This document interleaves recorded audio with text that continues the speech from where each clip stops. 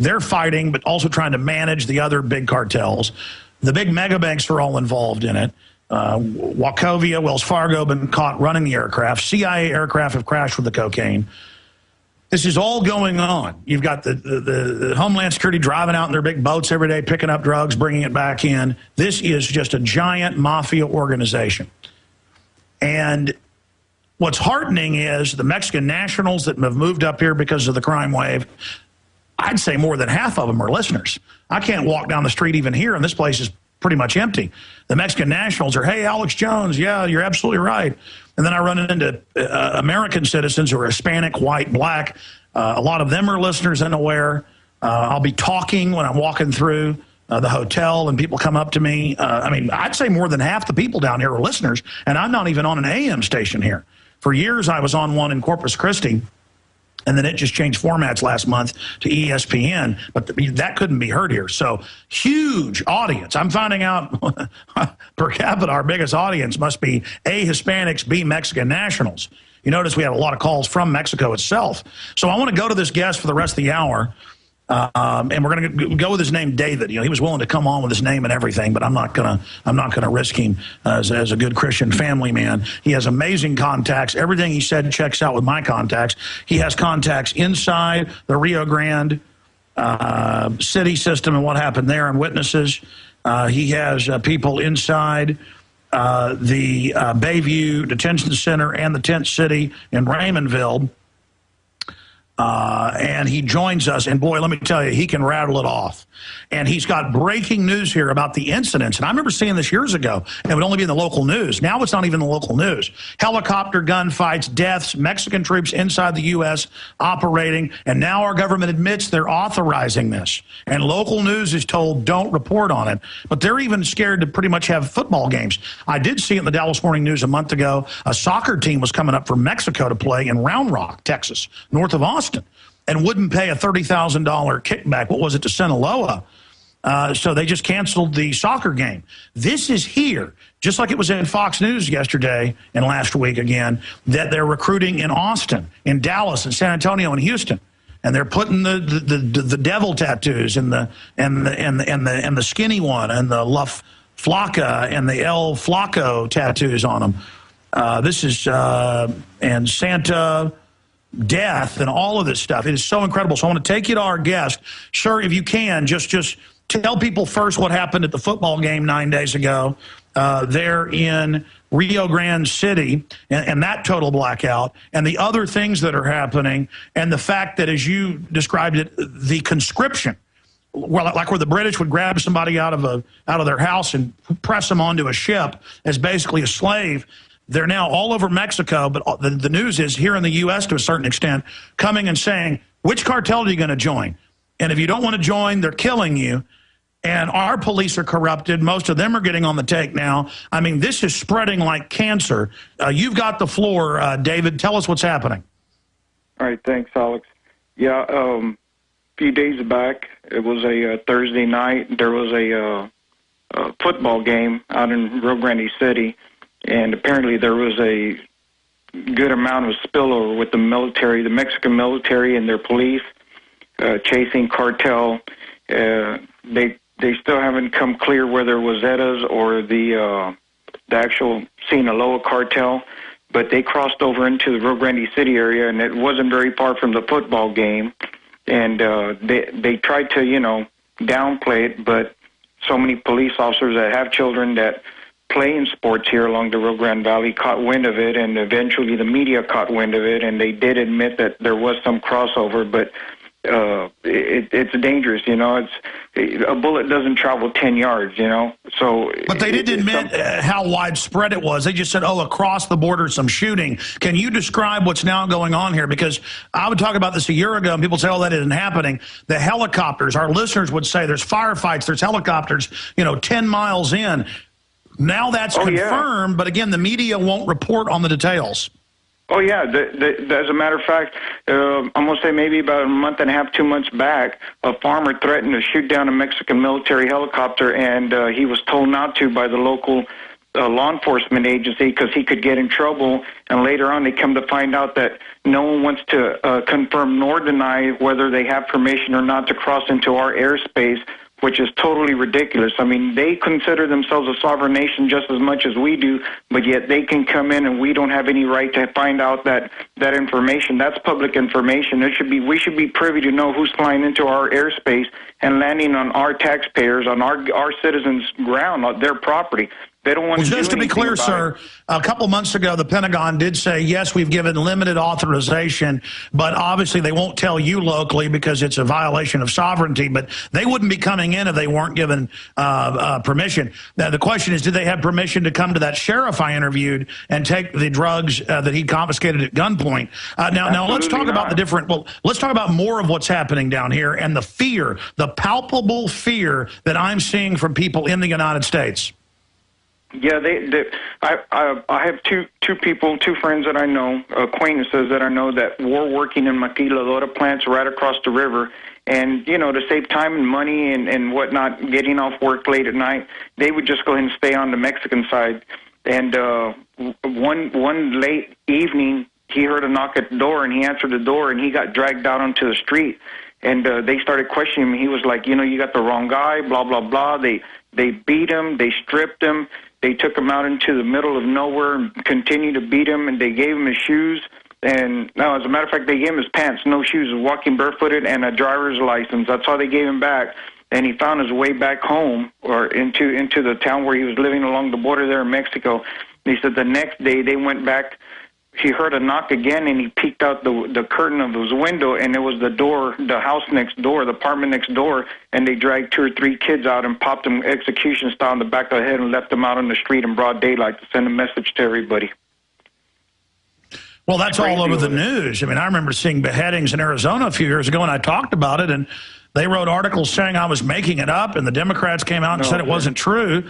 And, I mean, you've got Las Zetas burning down the casino, killing 40-something people, pouring gasoline down the air conditioning system. You've got 40,000-plus dead. You described this as a genocide. In your own words, talk about what's happening.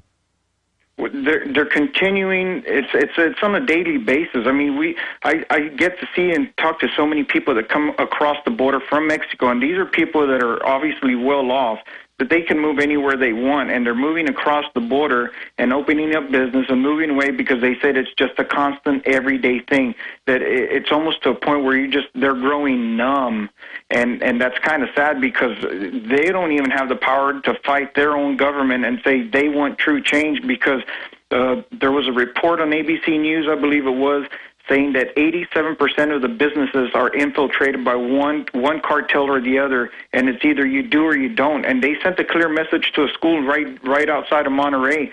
They laid out some heads with, of course, no bodies, and then they proceeded to dump the bodies in other places, telling the school teachers, if you want to show up to work, you better start paying us because we need some money from you now, or else we're going to start hitting up on the schools. And whether people believe it or not, just look at what's happened in China and Russia, where stuff like that has gone on. And of course, we don't get to hear the whole story about it, but this is right here in our backyard. I mean, it's at our back door. We need to know what's going on. Am I saying we need to go over there and get involved? No, but I am saying we need to protect our borders. Obama's willing to send 100-some plus advisors / troops to the other side of the world, and he can't send 100 more. We need the help here. Desperately need the help because they are beheading. They're gutting people up in broad daylight. They're dumping bodies off the highway for people to see. They do not care. They do not care. And people need to realize that those people eventually are going to make their way onto this side, and they're going to start intimidating more. It goes all along the border on our side of the country, along the Rio Grande City, along Texas, Laredo, El Paso, all the way down to Brownsville. It goes on a constant basis because a lot of these people end up going back home to Mexico or vice versa, and they catch wind and say, hey, you know what? You're going over, you're making money, we need a cut. And it's like, I'm barely making it. Well, you're not going to make it at all. It's you need to give us a cut or you die. It's just plain and simple. There's no way to try and wash this and say, oh, well, it's a bit exaggerated. It's not. It's exactly what it is. Well, you can't exaggerate it. I mean, it's footnotes in the paper that they shake down. The police are told to pay protection money, the school teachers, and now they've even killed U.S. diplomats, and our own government won't do anything for them because our government is so deeply involved in narcotics trafficking. And the stories you mentioned about the teachers, that's in the news. What about, I mean, what is it like for you, though, to see American citizens afraid? Because I try to talk to people on boats I've chartered, to go fishing with my kids, private little boat. They won't talk. People at restaurants won't talk. The cops won't talk. But then I have Mexican nationals come up, and you can tell the wealthy type folks, and they say, I listen to your show. I'm shocked by the fear, but also I think I've had more people come up to me down here than even in Austin. I mean, when you approach me, you're a listener. Is my show heavily listened to down here? A lot of my friends and relatives do listen to your show. There's one gentleman that has a radio show / TV show, and he says that the spin stops here. So let me tell you what, there's no spin on your show. What's going on is the truth. There's tons of facts out there. People need to wake up and realize that our government's not doing enough. It's crazy. I mean, there's parts along the 281 here in the Rio Grande Valley where you can actually, I'm no Brett Favre. But I could throw a rock and hit the river. I mean, that highway goes right along the river's edge. I mean, you can actually throw a rock and hit the Mexican side of the border. And there's still areas where the wall hasn't gone up. And you and I had discussed a little bit about that wall. There's sections that are still porous, that's still open. And it was funny because my father and I were joking around, you know what, that wall's probably going up to keep us in and not let them in, but to keep us in from leaving. And then Ron Paul says the same thing too. I just thought that was kind of eerie. No, that's true. It's just incredible. Now let's get into this situation going on. Because that should be national news, the firefight outside the football game, but it's not. It's just, there was some cross-border things tonight, and it's just getting worse and worse. Let's get into the camps, because there's this big giant, looks like a Super Bowl stadium over there on the Bay side, right outside South Padre. Tell us about Bayview Detention Center, the tent city at Raymondville, and the weird aircraft flying in, turning their lights off and things, because the word we've gotten is they're flying goodies in there and flying troops out. And you were telling me that you've got some sources in there. Yeah, that's actually it's an old CIA base that was came to an end as the Cold War also came to an end, and it's called the Port Isabel Bayview Airport. And ICE runs the show out there. It's an ICE detention center for immigrants from around the world. And, the funny thing is, I'm going to say it's probably been about 14, 15, 16 years back. The county came to the city of Port Isabel and made a presentation before the mayor and the commissioners and the city manager requesting, help and an okay to put a Doppler radar. And I couldn't quite understand why would they want a Doppler radar out there, because this is long before this actually became the size of a camp that it is now. It can house anywhere from 5,000 to 8,000 people easily. And that airport is still usable. They still use that airport out there. You can land the biggest crap out there that's built right now. I mean, it has no problem landing tons of planes out there if they had to. And my sources tell me that there's training being conducted quite often out there. And stay there. Let's get to the military and foreign military and the rest of it on the other side. We've been out there to check it out, folks. We're here on the front lines of the info war, physically at the border. Stay with us.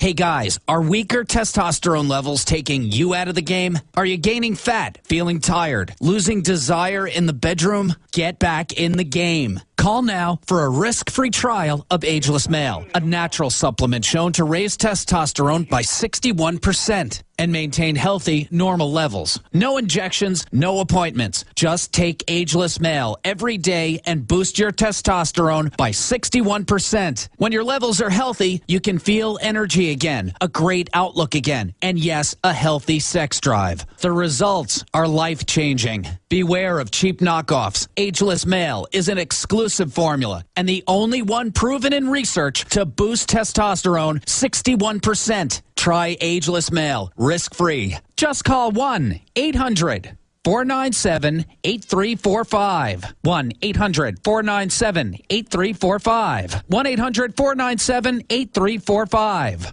There are limitless ways to go into business for yourself, but most involve substantial capital.